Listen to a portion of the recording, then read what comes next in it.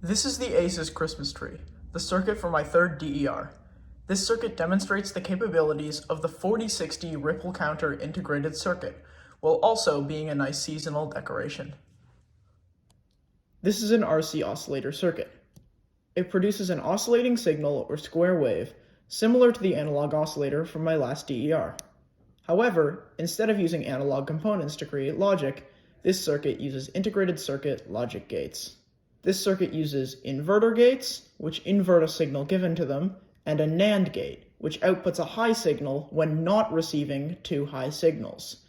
The only analog components in this circuit are the resistors and the capacitor, which determine the timing of the circuit. This circuit uses the 4060 IC, or integrated circuit, to alternate rows of LEDs at different intervals. The 4060 contains RC oscillator logic within it, and divides the clock signal determined by the analog components by different exponents of 2, outputting the new signals on its output pins. For example, this pin outputs the clock input divided by 16, 32, 64, 128, and so on. By wiring these signals, which alternate between 9 volts and 0 volts, in the middle of each row, the LEDs will flip back and forth like this. When arranged at random, the sparkling effect seen on the final PCB is created.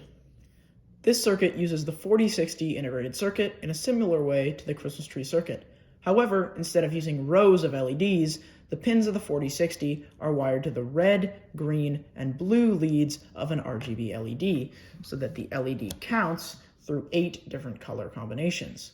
Both of these two circuits appear to count in binary because of the way the 4060 divides the signal by exponents of 2.